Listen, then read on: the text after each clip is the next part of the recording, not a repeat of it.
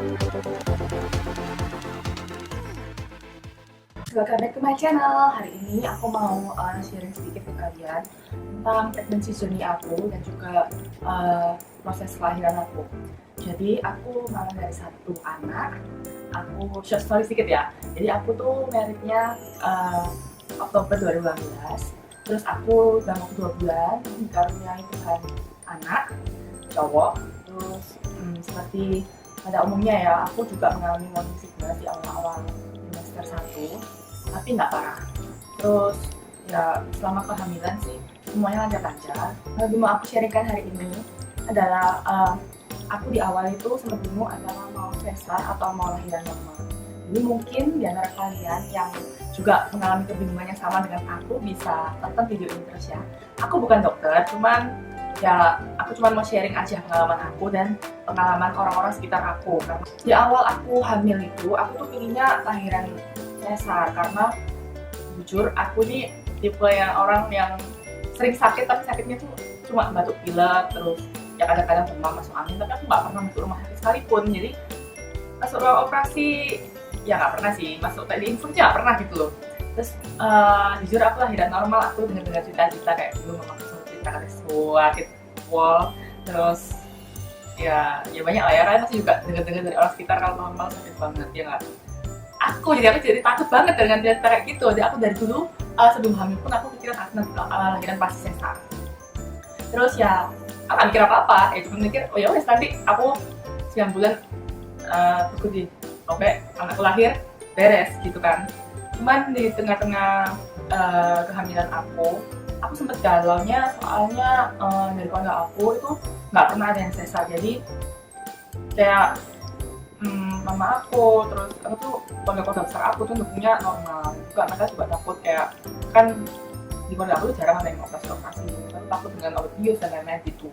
Tapi kalau misalnya di keluarga suami aku itu rata-rata semuanya ipar-ipar aku sesar. Jadi dan mereka lihat tuh kayak cepet banget gitu loh. Jadi mertua aku normal lahirannya, tapi lihat anak-anaknya itu lahiran sesar itu coba tungguin kayak 15 menit sudah keluar. Dan setelah itu kayak bilangnya nggak ada apa-apa lagi gitu loh. Suami aku juga ngomong sesar aja lah, aku takut kamu nggak kuat juga sakit. Jadi aku ya bisa sesar aja. Tapi di sempet kehamilan mulai 7 bulanan itu beberapa weeks itu aku senam hamil. Senam hamil itu aku pertama ikut cuma buat biar badan kita tuh enak kan. Bagi yang sudah hamil itu tahu ya kalau hamil itu super capek, boyoknya sakit, ininya sakit, kakinya bengkak, semua itu kayak sampai semua lah. Terus jadi aku juga nggak pernah olahraga karena aku anak pertama, aku parnoan, kerjaanku tidur di rumah. Jadi tidur makan. Kalau diajak suami pergi baru pergi, kalau nggak di rumah terus ya kan.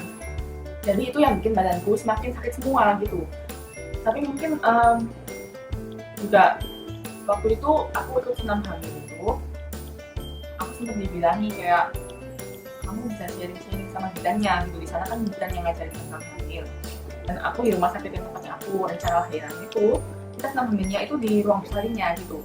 Dan di saat aku kesana aku lumayan shock sih, soalnya bukan shock yang kayak takut, tapi shock yang rupanya nggak nyeremin. Soalnya ruangannya tuh kayak satu ruangan, sudah pintunya sendiri-sendiri, kayak sana septic dan 4 ruangan gitu lahiran. Dan juga kayak ranjangnya tuh kayak ranjang gitu. Kamarnya tuh kayak mirip kita kalau jenguk orang di rumah sakit nih, kayaknya kamar kayak satu orang gitu. Jadi nggak nakutin. Terus aku tanya kan, kalau misalnya ini kita mau lahiran normal tuh kita harus kayak banyak jalan atau gimana ya. Di ruangan itu kayak mau nggak turun tangga keluar bentar ya nggak apa-apa. Di ruangan itu kan mau bawa bola ya nggak apa-apa, mau bawa aromaterapi ya nggak apa-apa, suami kan nemenin sampai lahiran juga nggak apa-apa. Terus aku pikir-pikir lagi, oh ya nggak mungkin sih.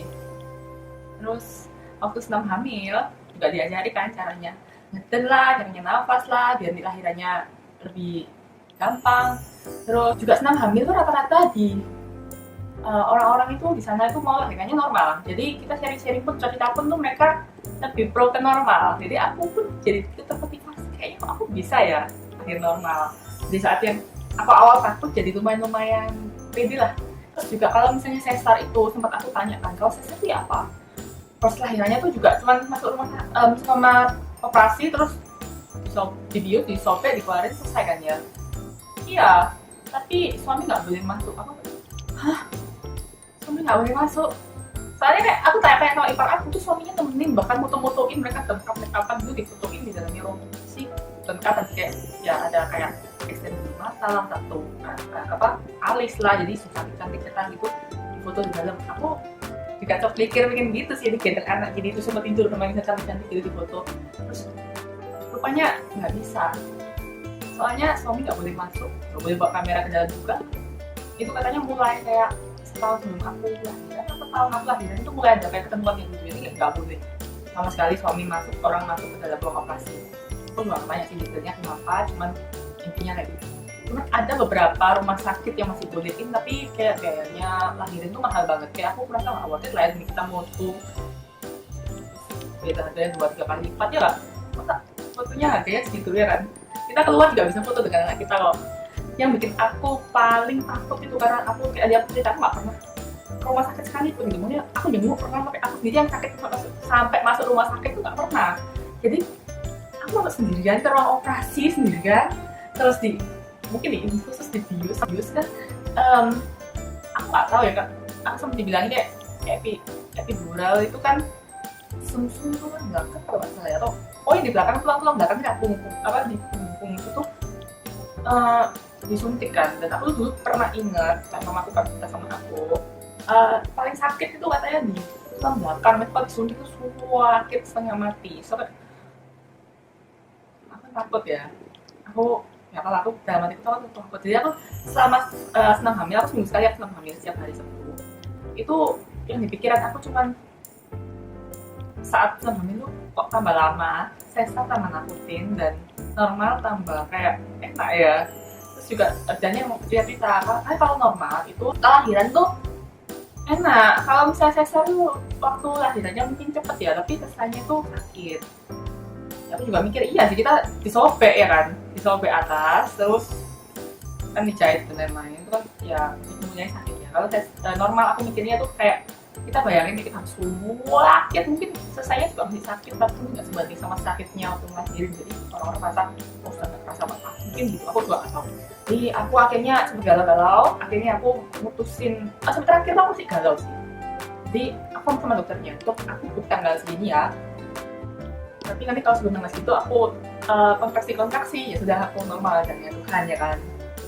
Dan aku dengar banyak cerita dari kayak teman sama saudara aku, ada sih yang kayak lumayan banyak kasus yang mau sesar sebelumnya ketubannya pecah lah atau kontraksi lah, jadi akhirnya normal atau tetap mau sesar ya ada sih.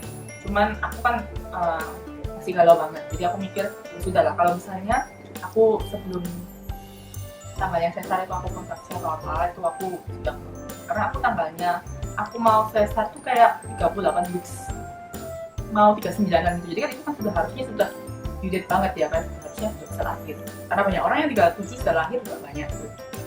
Terus aku sudah kayak masuk 38 ya beneran itu ada tanda-tanda sedikit pun gitu loh, kayak mulus aja nggak ada, cuma kontraksi palsu sedikit dan jarang.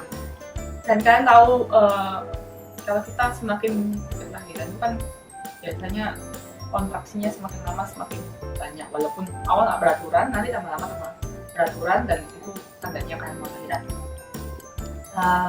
Terus aku sama suamiku diskusi, aku kayak kok jadi pengen normal ya, kita coba normal aja kalau memang dibalik deh. Jadi kita tunggu sampai normal, kalau benar-benar nggak bisa baru akhirnya sesar. Kalau memang jalannya bukan normal ya sudah, nanti kita tunggu aja. Tapi kita nggak usah set tanggal deh. Akhirnya aku deal sama suami saya kayak gitu. Jadi kita ngomong ke dokter, tetap batal tanggal itu. Karena tanggal itu juga tanggal bagus sebetulnya, kayak rame banget. Terus aku batal lah tanggal itu, aku tunggu aja sampai titik normal, kalau memang nggak bisa baru sesar. Terus aku tunggu, saya 38 kan, terus ke 9, 40, ini nggak ada, tanda sedikit pun nggak ada. Terus aku ngelakuin banyak sih, waktu itu aku pakai jebol juga, terus aku naik turun tangga, jalan sore, jalan pagi. Akhirnya waktu 41 weeks itu mulai ada tanda-tanda. Jadi aku waktu mandi keluar bercak darah itu kan ada dua ya, maksudnya ada tanda-tanda kalau lahiran, satu ada lubang pecah atau bercak darah. Dan waktu bercak darah itu keluar, aku kayak lahiran gile, aku kayak excited ya tuh, kayak bayangin kalian kayak misalnya terus hamil gaum pede, terus kayak cuapek senafas, terus nggak tau, aku aja tuh kan juga kayak aku tuh super penasaran sama mukanya anakku. Ya pasti lah ya, semua lah ya, hamil penasaran mateng kan itu punya bayi tapi atau muka gitu loh, jadi aku ingin lihat muka Paul. Terus aku sempet 4D waktu itu, jadi aku pergi ke 4D tapi nggak kelihatan aku 7 bulan. Jadi aku excited, aku langsung teriak dari kamarnya, teriak ke suamiku, ini aku kayak mau lahiran loh, apa sih aku bercak darah. Terus tadi aku kan sempat diomongin waktu sama hamil, kayak baru bercak jarang datang ke rumah sakit, soalnya paling banyak bukan satu lah, atau paling bukan 2. Terus kan bakal lama banget Mas Yan, ada yang cepat, ada yang lama. Mendingan kalian tunggu sampai kontraksinya itu lebih cepat, lebih intens, itu kalian baru rumah sakit gitu. Apalagi kan rumahku sama rumah sakit tuh kayak cuma 10 menit, jadi kan ya sebentar gitu ya. Jadi aku kayak ya dokternya, dok ini aku bercak darah dok, gimana ya? Dokternya tunggu aja gitu. Terus aku waktu itu ke toilet dan bercak darahnya tuh kayak tes terus gitu, kayak kok tes terus ya, soalnya cek dokternya lagi, dok ini kok tes terus gimana ya? Terus dokternya ngomong, ayo cepet kesini aja, tak cek dulu. Kalau memang kamu bisa pulang aja, pulang lagi dulu, nanti baru lahiran waktu kamu sudah kontraksinya sudah intens. Di sana itu dicek detak jantungnya anak sama di USG. Waktu itu di USG dicek, punya air ketubanku itu sudah tipis, kayak kan aku 41 bis ya, biasanya kan tahu kalau lahiran 38, 39 sudah lahir. Aku 41 waktu itu. Terus air ketubannya sudah tipis, detak jantungnya itu nggak bagus. Dan aku tuh rupanya bukaan 1 pun tuh belum full, jadi bukaan 3/4 lah rupanya, ya kan. Jadi belum banget gitu. Terus aku kan juga ya dokternya ngomong waktu itu, aku sesar aja ya, soalnya kamu tuh kayaknya ini bahaya kalau kamu terusin normal. Aku bilang bisa nunggu segini lamanya, nggak bisa diinduksi kah? Kata dokternya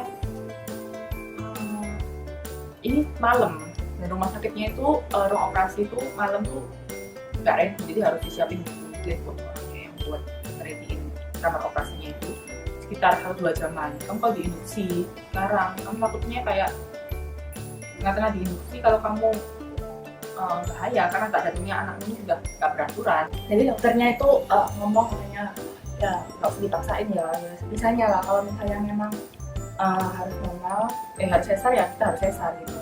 Soalnya kan itu tak jantungnya itu sudah tak jantungnya itu naik turun, jadi kayak nggak stabil gitu. Dua kan ada tipis ya, jadi dokternya ngomong buat apa kayak risk anak kamu ini kayak normal gitu. Emang dokternya dari awal ini pro normal sebenarnya, tapi kan dia ngomong harus lihat kondisi, kalau memang memungkinkan normal ya kita usahain normal, tapi kalau nggak bisa sesar aja. Terus ya udahlah, aku susut di waktu itu, soalnya ya aku jujur aku kayak menangis waktu itu, soalnya kayak ya ampun, aku sudah nunggu kayak 2 minggu lebih, jatuh tahu gitu kan. Aku waktu 38 lebih waktu jatuh aku sesaran di awal, aku sudah lahir kan enak. Waktu kan mungkin yang lagi hamil tahu ya, kalau lagi hamil besar tuh kayak sesak nafas, terus suat semua badannya ya kan. Jadi kayak jujur sedih sih, soalnya ya kalau itu bisa lebih cepet lihat anak kita gitu. Ya sudah, aku. Tapi waktu malam itu aku nggak bisa tidur, soalnya aku kan mau persiapan mau operasi di pagi harinya, jadi aku harus puasa, dan juga di sebelah kamarku tuh ada yang kayak lagi lahiran gitu, jadi kayak teriak-teriak, terus kayak kayak sakit tolong. Aduh ya ampun, mungkin aku lahiran normal ya gitu mungkin ya, jadi kayak ya sudah mungkin jalan Tuhan, jadi dalam hati itu kacau balau gitu. Sedihnya normal tapi juga nggak normal, soalnya dengar teriak-teriak gitu.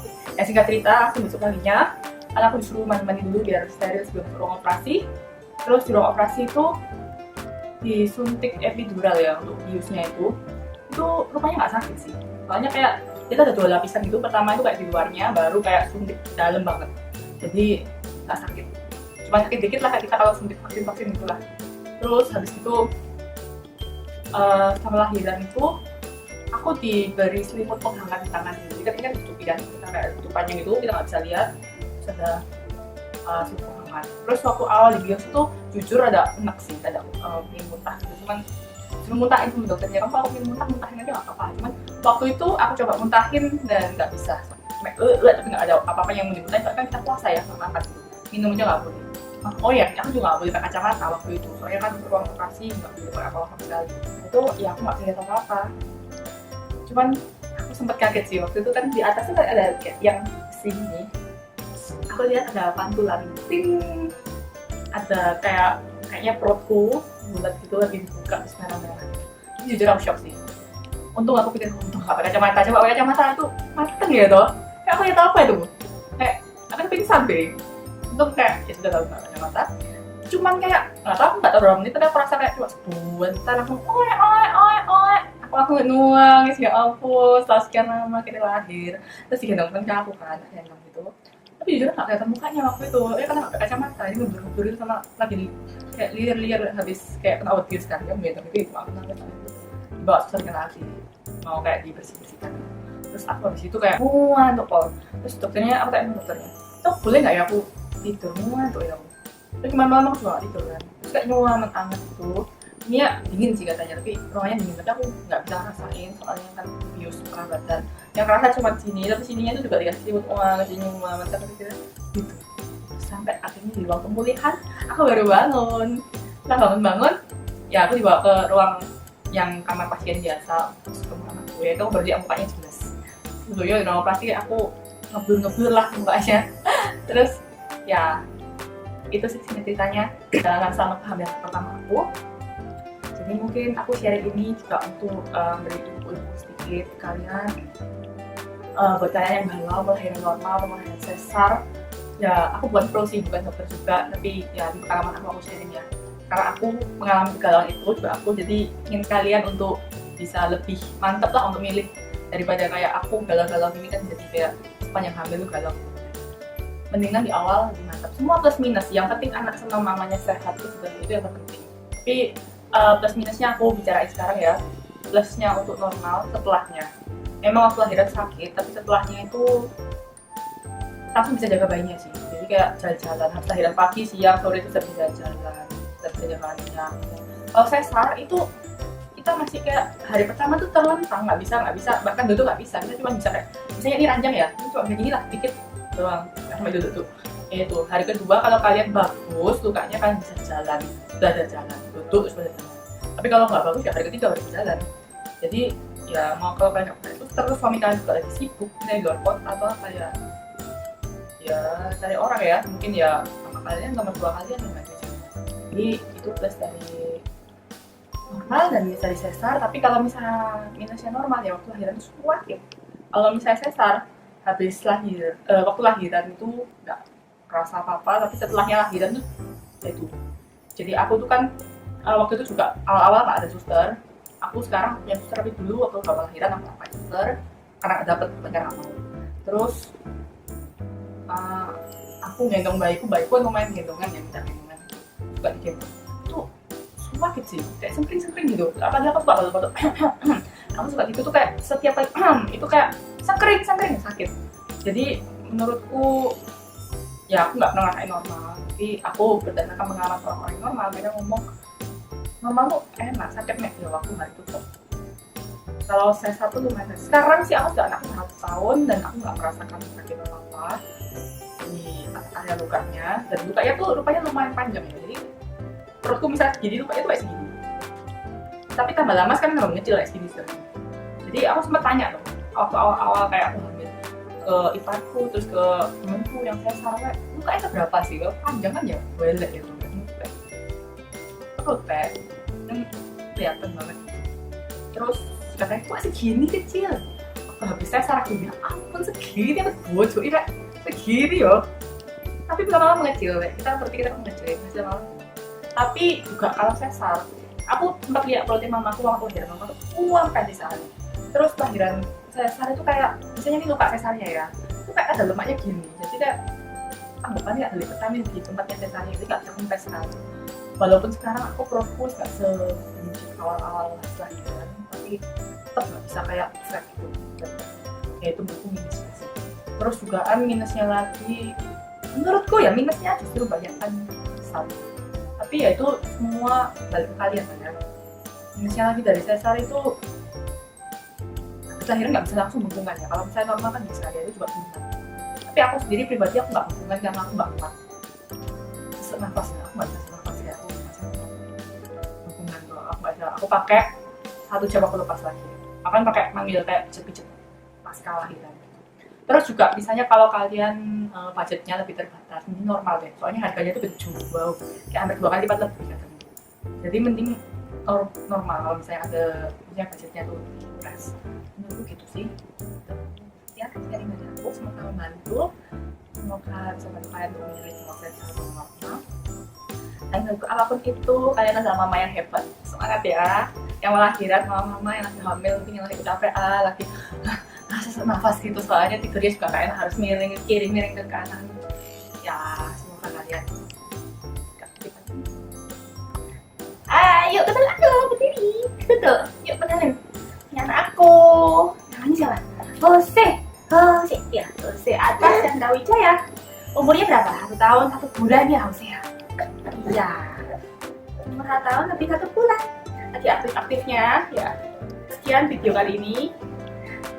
Thank you for watching. Bye. Please subscribe, like, and share ya. Bye-bye. Bye-bye situ. Bye-bye kemana? Oh, bye-bye doang gitu. Oh, bye-bye. Bye-bye ya. Bye. Coba dulu ya. Oh, tidak, coba dulu ya. Coba dulu. I'll always love you and make you happy, and nothing else could come between. But if you leave me to love another, you'll have shattered all of my dreams. You are my sunshine, my only sunshine. You make me happy when skies are gray. You'll never know, dear, how much I love you. Please don't take my sunshine away.